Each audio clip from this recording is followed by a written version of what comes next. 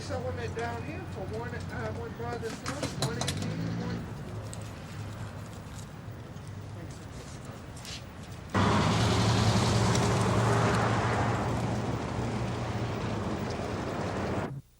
Hostilities over there to survey the problem of 1,000 to 500,000 Saudi Bedouins still roam the countryside on camelback and train there. We have perceived the skyrocketing increase in the price of oil. And many senators were getting up, making statements about the Saudi Arabians that was very downgrading, talking about they didn't have the ability to do these things, holding them up to ridicule and to the rest of the world. And they wanted to buy them to begin with. We go around the world giving things to everybody. They wanted to buy these things. We had barely passed it in the Senate that they would be able to buy these weapons.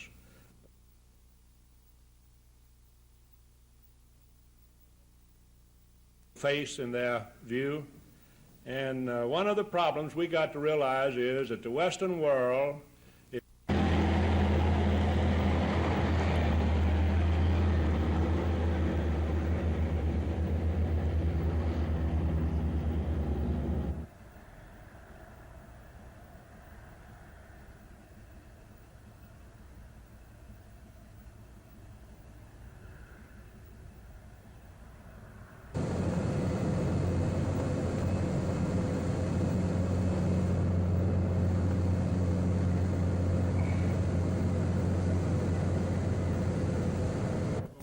Three representatives from the Alabama Department of Environmental Management, led by Department Director Joe Broadwater, answered questions about the facility at Emell. Mr. Broadwater told them that transportation of the hazardous waste along the highways is actually more of a public danger than storing the waste in the landfill. He says the state monitors the operation to make sure the chemicals don't leak out, but he says there's no way his agency can watch the site all the time without more money from the legislature. Buddy Cox explained the violations found at one of the waste storage trenches and told the group that some of the materials stored there came from contaminated soil at the Anniston Army Depot. In explaining the state's monitoring capabilities, Mr. Cox told the crowd that his agency does make periodic checks for radioactive material. The group wanted to hear from a representative of Chemical Waste Management, operators of the Emell facility. Mark Gregory, the manager, was prepared to explain why they weren't in compliance with some state regulations, but ADM Director Joe Broadwater stepped in and advised him that since his company is still under investigation, anything he said could be used against the company in any future court action. Aside from the group's concern about the safe storage of the waste, many complained about the trucks speeding on the roads and the odors coming from the waste site. Dennis Latham, WSFA TV News. This time last year, there was a big question mark next to the word offense as Auburn opened spring football. But this year, no one seems to worry about if the Tiger Wishbone will be good, but just how good it can be. Already, they're using adjectives like awesome, tremendous, and explosive to describe the potential of this Tiger offense. And there's good reason. 9 starters returned to a Wishbone attack that averaged over 350 yards per game total offense and led the nation in fewest turnovers last year. In his 3 springs at Auburn, Pat Dye has never had the luxury of such an experienced returning offense, and he's looking forward to working them to their potential this spring. Well, we'll experiment with some new things, but basically we're going to be a Wishbone football team. We've got to find a center, and we'd like to get more consistent play at fullback, and I hope that our offensive line is, we have the same one coming back except for our center. I hope that they're going to grow and mature into a good, solid offensive line. Running back should be a strong position for Auburn next year, and one of the reasons is Lionel Little Train James. This versatile halfback is looking forward to a few new wrinkles this spring that will spruce up the already potent Wishbone. Hey, that sounds great to me. I don't mind catching a little bit more, but, our passing attack, we didn't throw as much as we liked to last year. We had situations that we should have thrown more, but this year we're going to experiment a little bit, and hopefully it's going to work out for the best come this fall. Making a good product better, the goal of the Auburn offense this spring. At the opening of spring football in Auburn, Rick Pons, WSFA TV Sports. people helping themselves is what made this country, and it never failed to be so.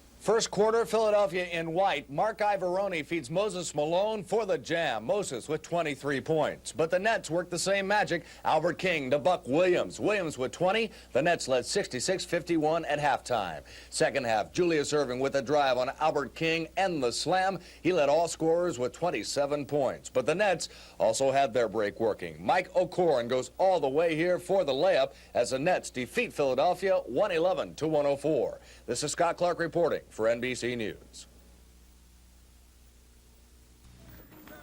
Spring number 3 under Pat Dye at Auburn, and things are looking good on the Plains. But we have more football players than we've had, and we got more returning players than we've had. So we should start off a little further ahead of the last 2 years. When you start evaluating the potential of this team, you must begin with the defense. Gone are 5 starters, but 4 of those are from the backfield. And that's where the rebuilding must begin. Well, we've got to get our secondary sound.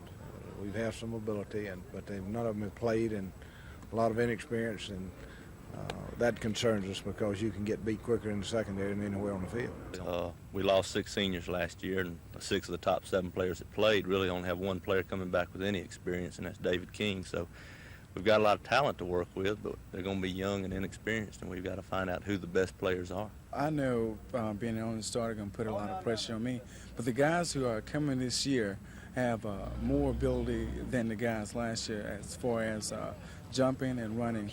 But the thing that we're going to be lacking is experience, and but this spring that's what we'll be working on. Auburn's defensive front 4 returns, as does linebacker Greg Carr. Add All-American candidate Donnie Humphrey, who's back after knee surgery, and you have the potential for a strong group of defenders if the defensive backfield comes through. On the offensive side, much has been said and written about the potential of the Auburn Wishbone for next season. We'll explore that further tonight at 10 o'clock. With the opening of spring football in Auburn, Rick Pons, WSFA TV Sports.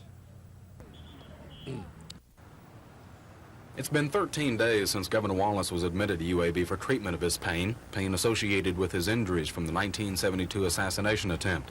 For the past week or so, the governor has undergone an exercise program designed to tone up abdominal muscles and ease pressure on the governor's damaged spine. Dr. Thomas James, leading the team of physicians treating the governor, and Dr. Hamilton Hutchinson, the governor's personal physician, say a test was conducted yesterday to see if surgery might reduce the chronic pain. The test involved an epidural injection, the same anesthetic used to block all nerve signals from a woman about to deliver a baby. If he had gotten marked relief, we would be pressed to consider a section of a nerve in that region for long-standing relief of just that kind.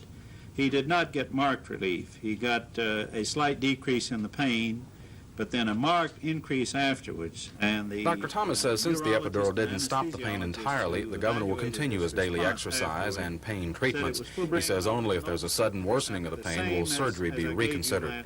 Dr. Thomas says the test yesterday temporarily aggravated the governor's pain, but he says the pain has since leveled off. Reporters also expressed a great deal of interest as to the governor's possible addiction to his pain relievers, particularly the methadone.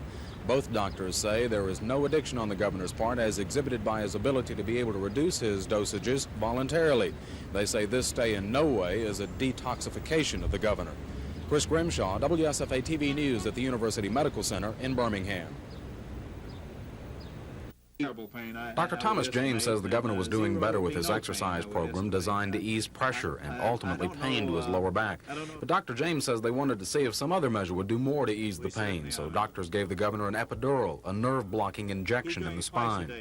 If he had gotten marked relief, we would be pressed to consider a section of a nerve in that region for long-standing relief of just that kind.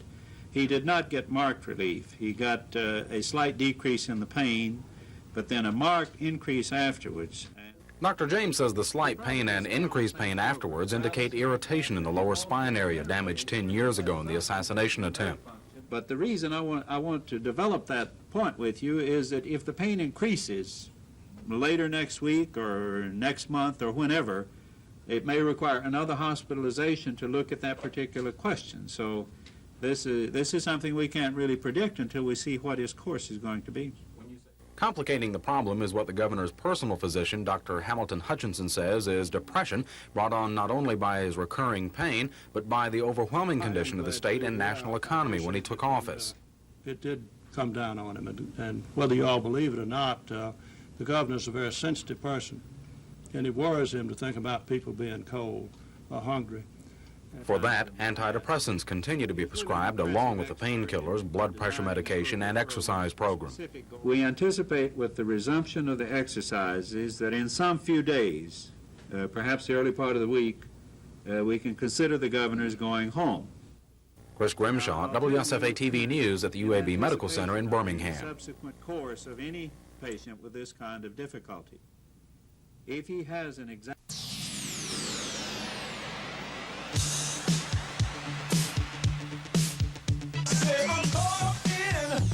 this traffic jam, I'm gonna teach you how to body slam.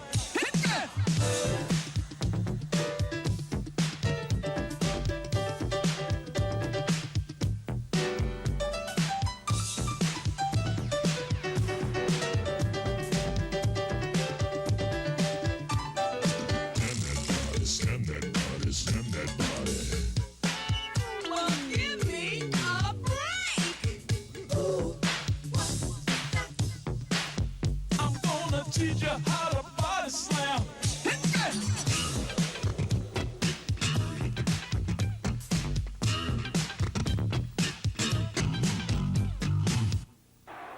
With good reason, Houston is favored to win the NCAA championship. The Cougars have been ranked #1 longer than any other team this season. But the man who coached last year's NCAA champions is picking an underdog to win this year. Houston and Louisville, people are saying is going to decide the national champion. My pick would be the winner of the North Carolina State-Georgia game because they're the underdogs, and they will certainly be the underdog and be tired of hearing about the Houston-Louisville game. And, of course, between you and me, I'm picking NC State against Georgia, so I guess I'm saying the NCAA championship will remain in North Carolina. Smith's Tar Heels played North Carolina State 3 times this year and lost twice. Smith did not have to face Houston.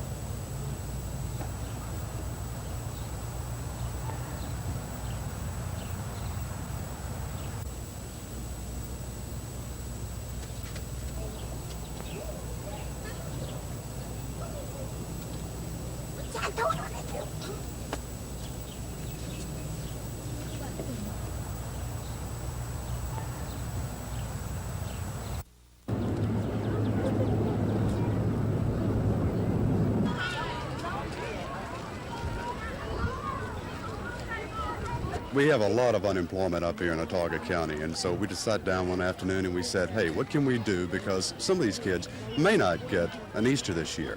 So that's what we did. We decided to put on an Easter egg hunt, and a lot of people helped out. It's been a total community effort, and I just want to say thanks to Prophet for helping.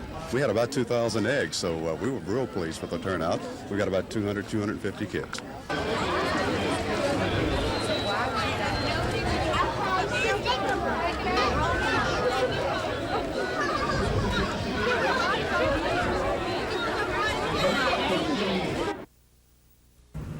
The Alabama Criminal Justice Training Center near Selma is used to train city and county police as well as state troopers. And they just want to see how some of our training was conducted.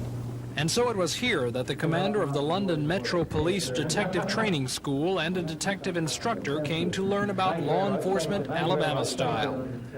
If we try and compare it with detective training, it's very different. What the Scotland Yard detectives found were some similarities between Alabama's law enforcement system and their own, and a whole lot of differences. Detective training in London, we're really dealing with a lot of criminal law. We're also dealing with a lot of investigative practices. So that's very different from a lot of state trooper work where they go to incidents first. We, in actual fact, detectives in London, would go subsequently to circumstances that frontline policemen have been called to, and then we backtrack and investigate. I think detectives in London have got two roles. One is investigation, and the other is in the prosecution and preparation of cases. Now, you have a system of district attorneys and your investigators hand cases over to them. Well, we don't do that, you see. The detectives, however, did find a few things here they'd like to take back there. I wouldn't mind having a go with a polygraph. That sounds quite an interesting facet of policing, which as yet we haven't got into our service. But well, you've got an innovative fingerprint branch there. The hospitality's been out of this world. It's been very good. Tom Foreman, WSFA TV News in Selma.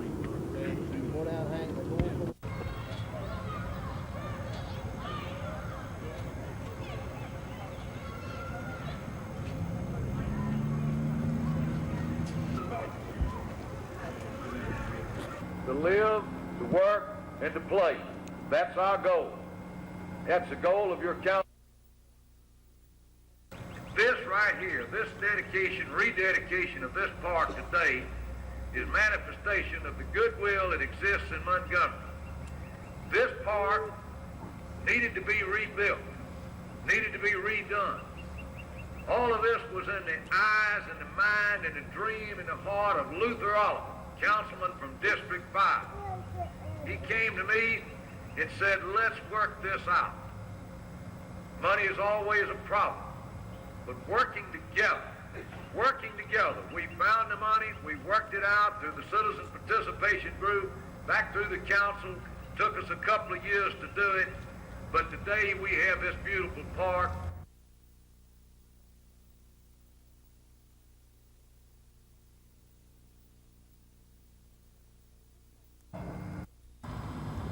They look like sentries standing guard.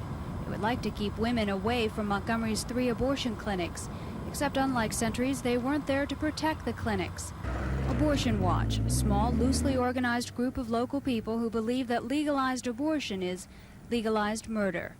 They say the idea for Abortion Watch came from the Alabama Roundtable, an organization that is both religious and political in nature. We're here to try to inform these girls, first of all, of what abortion is, to help them understand some of the medical complications involved after an abortion, to also offer them some alternatives.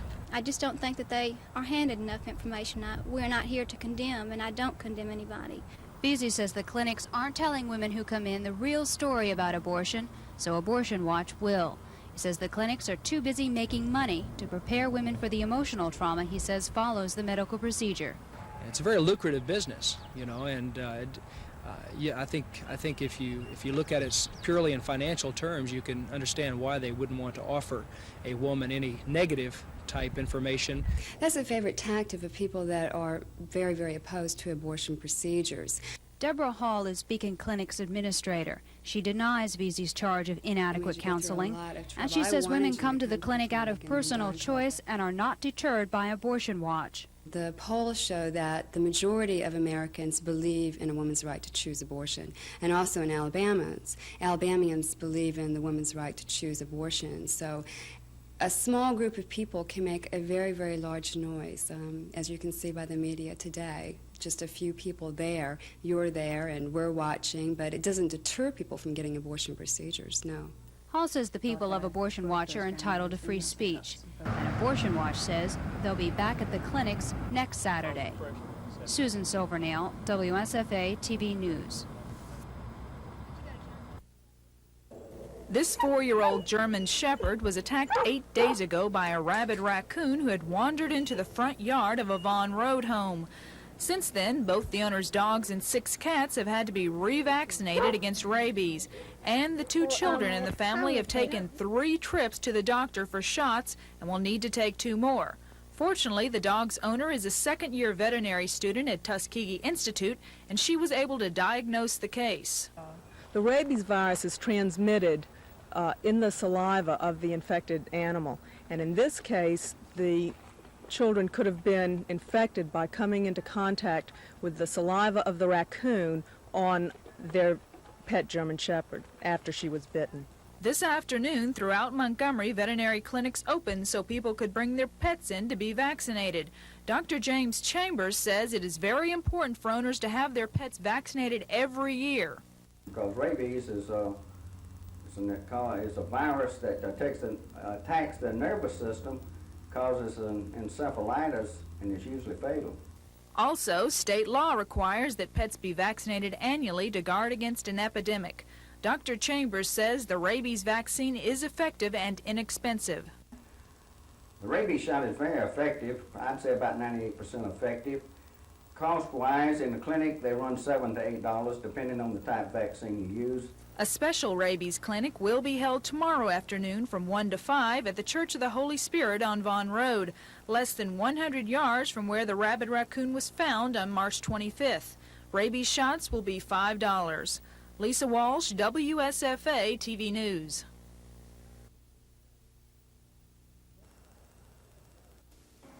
First half, Houston in white. Akeem Olajuwon has his shot rejected by Charles Jones. Lancaster Gordon, the beautiful feed to Milton Wagner. He feeds Rodney McCray for the jam. But Olajuwon will get his revenge. He blocked 8 shots, including that one by Rodney McCray. Houston on the break. Michael Young to Clyde Drexler for the dunk.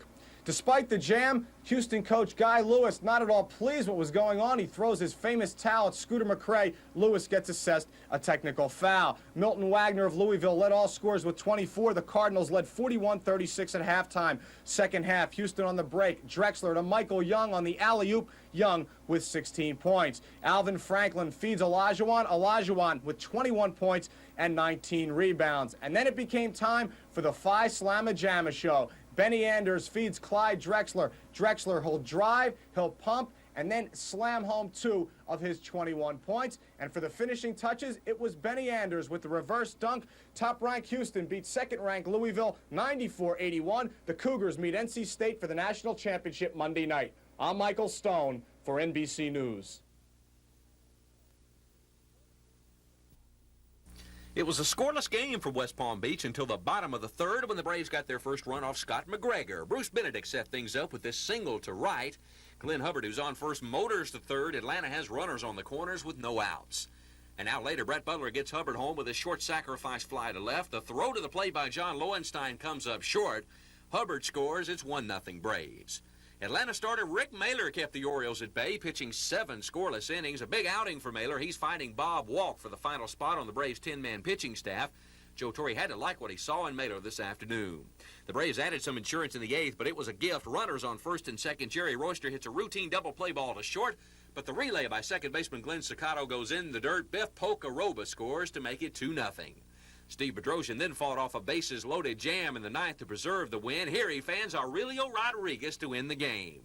Braves beat the Orioles 2-0. Atlanta closes out the exhibition season at 13-15, but they head to Cincinnati Monday with a 3-game winning streak.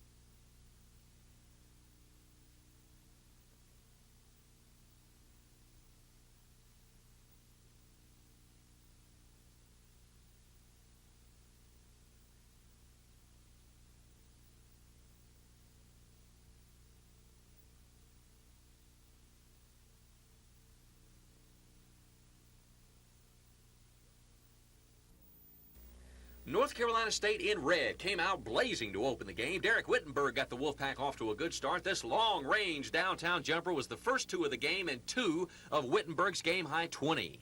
Georgia, on the other hand, was ice cold in the first half. They hit just 27% from the field. Nothing seemed to fall for the Bulldogs. Vern Fleming did, however, manage 2 of his 14 points when he scores here off the fast break. That cut the Wolfpack lead to 19-14, but Georgia would never get closer. NC State would lead by as much as 13 in the first half, and nothing much changed in the early going after intermission. Thurl Bailey cans this baseline jumper, and the Wolfpack seemed to be running away with it. They led by 18. But Hugh Durham's Dogs fought back. Finally gaining their shooting touch, they reeled off 11 unanswered points to get right back in it. Vern Fleming's inside bucket here cut the lead to just 6. But time ran out on the Dogs as NC State free throw shooting kept Georgia at bay. Jim Valvano's Wolfpack is in the NCAA championship game with a 67-60 win over Georgia. They'll meet Houston for the title on Monday. We get highlights of the Phi Slamma Jamma win over Louisville from NBC.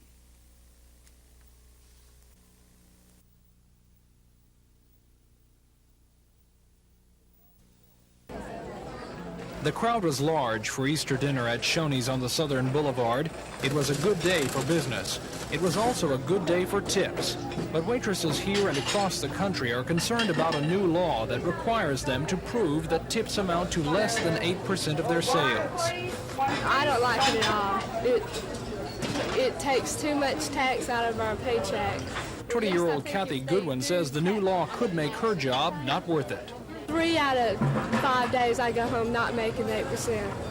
A lot of customers come in, they don't know how much we make, and a lot of times they leave us $1 tip, and we have some that don't leave us anything because they think we're making minimum wage. I'm very upset with it. I don't think it's fair. It's the same for 18-year-old Letha Lisenby. And I can understand. I understand about paying taxes, and I am more than willing. But when it goes to where we're not making anything and working hard for it, I don't think it's fair, and I'm just really upset with it. Of course, the IRS sees it differently. They say that 84% of the tips received by waiters and waitresses are never reported as income. The IRS says there's no reason that the new law should even affect waiters or waitresses who report their taxes honestly. Nevertheless, there is a push underway to have the law repealed. Tom Foreman, WSFA TV News.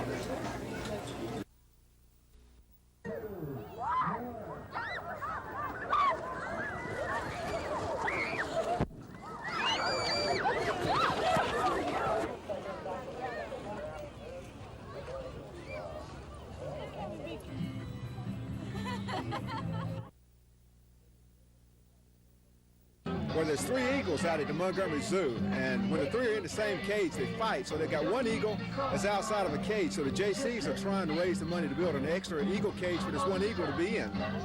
The other part of the money that we have is going to Muscular Dystrophy Association. All the money we raise for muscular dystrophy stays in Montgomery, just like the Montgomery Zoo. The money we raise here is going to be still for the people of Montgomery.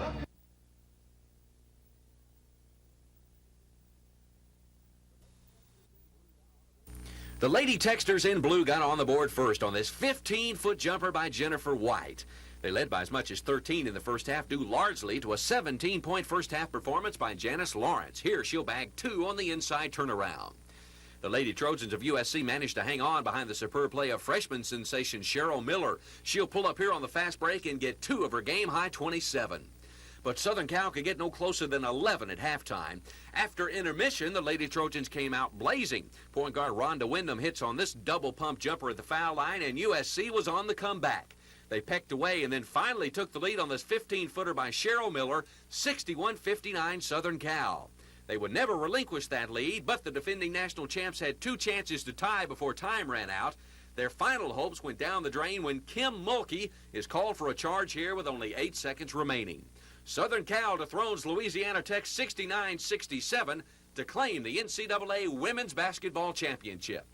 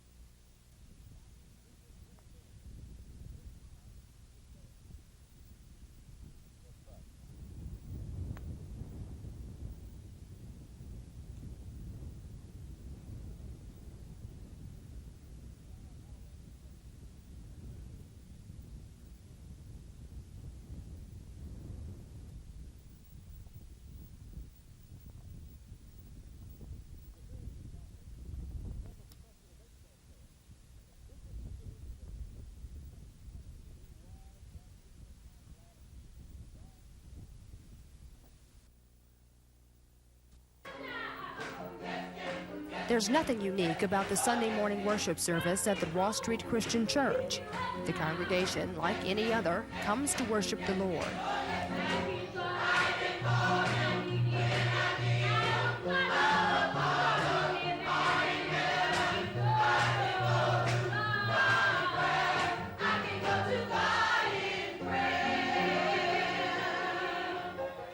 And there's nothing extraordinary about the preacher, who's a God-fearing man from a plantation in Mississippi who happens not to have any arms. A person can achieve in life in spite of what he has lost. There's always enough left to achieve whatever you seek to achieve. Reverend Philip Rushing lost his limbs when he was 16.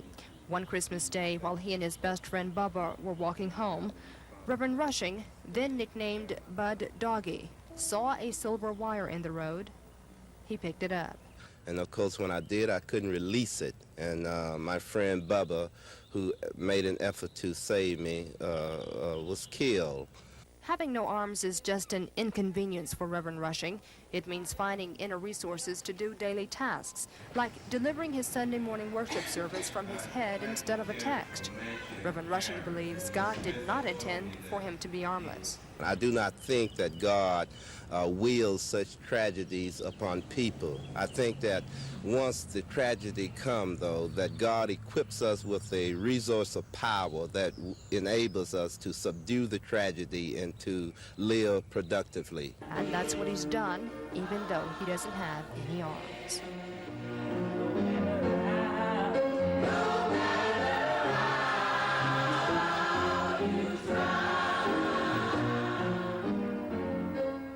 Kim Davis, WSFA TV News.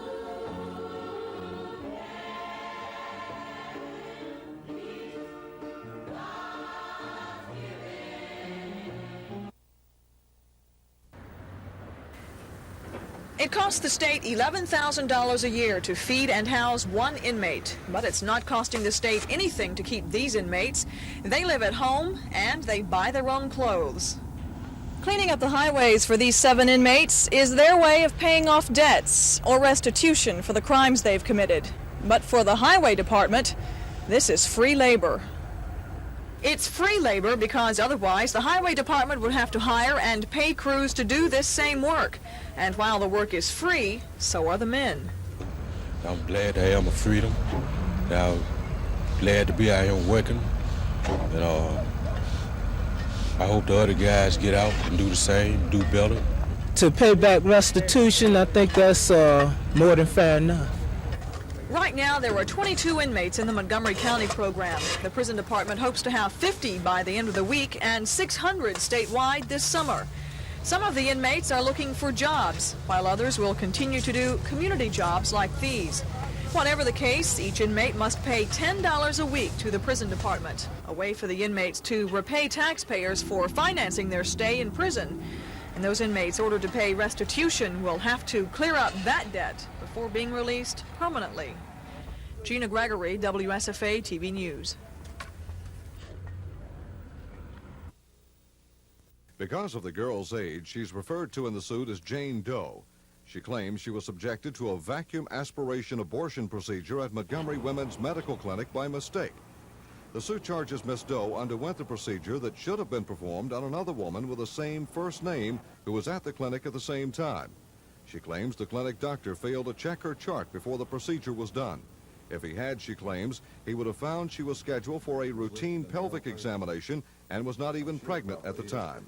They sent this 18-year-old back into the operating room along with a nurse who was carrying the wrong medical chart. The clinic doctor failed to even look at the medical chart. He failed to do any of the tests or any of the necessary precautionary measures, and he simply began performing a vacuum aspiration abortion procedure on this 18-year-old. She was, of course, intensely in pain because there had been no sedatives or none of the normal preparation for an abortion administered to her. And we think that this atrocity that will affect this child for the remainder of her life is deservous of strong measures. When contacted by phone earlier today, officials of Montgomery Women's Medical Clinic refused to comment about the $5.5 million lawsuit. Matt Carmack, WSFA TV News. We have begun to take the agenda in a routine order. They will continue to monitor it and will probably make recommendations.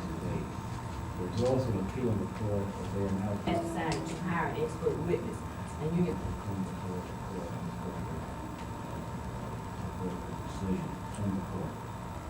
As Mr. Guthrie said, a pretty substantial interest rate, and it's docketed at 18,507. Mr. Duxbury, would you give the commission a brief summary of that and the reasons for continuing? Concern some management issues, which would be the first time these management issues would have been put before.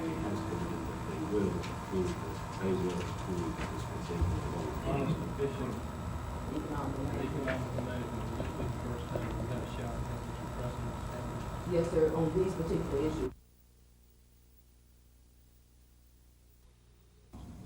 It was a year ago this month that Scott Jones heard his aunt screaming for help from this home.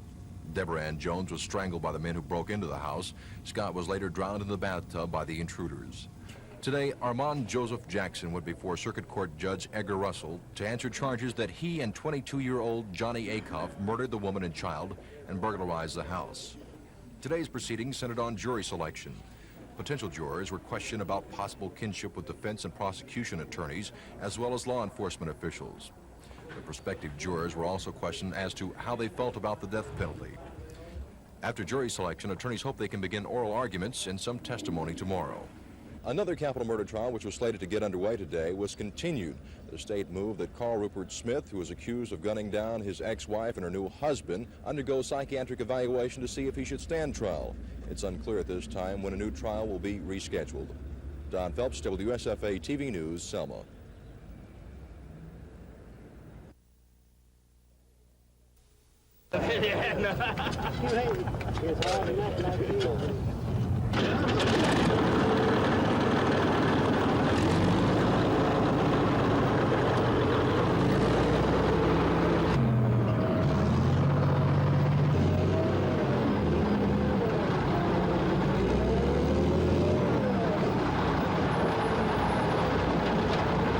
Places that we use that for storage and other purposes up there. That part over there is administrative only.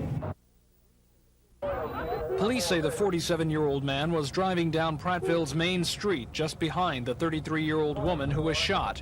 Police say the woman had just pulled her car into a driveway in front of the police station. And the white male pulled in behind and blocked her in. Got out of his car and approached the side of her car. Officer Joe Polk was also driving down Main Street and saw what happened next. It appeared that he was trying to get into the car. At that time I stopped, got out of my vehicle to find out what the problem was, and the white male pulled out a pistol, fired 3 times into the white female's vehicle, and turned and fired 1 time, shooting himself. Officer Polk says he called for an ambulance and tried to help the woman. She was hit, and I do not know whereabouts or to the extent of how many times. Both the man and woman injured in the incident were taken to local hospitals for treatment. Police are withholding their names and say they still don't know why all this happened. Tom Foreman, WSFA TV News in Prattville.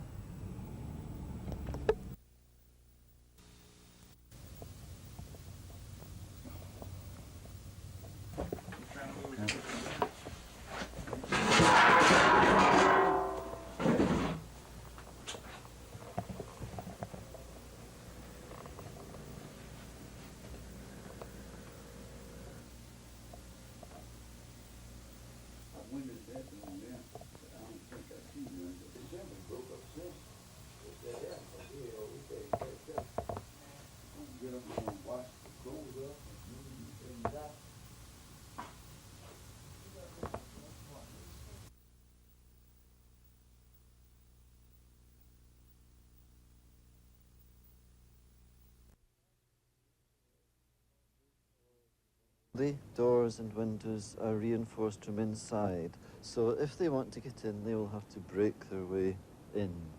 Meanwhile, the sheriff's officer, Sandy Walker, had arrived at Checkpoint Sandy. The wet paint was the first obstacle. But he was let in. But try as he might, he couldn't get into the building to seize artworks in lieu of rates. When he went to leave, a tractor had inconveniently broken down on the only road, leaving him to walk towards the nearest police station several miles away. It took just an hour to round up his posse. Mr. Walker got inside, but all the artworks had been removed. The poet emerged from his hideout with his hands up. The sheriff's officer had cut his hands, but it was the only blood spilt at Poet's Corner. The showdown was over.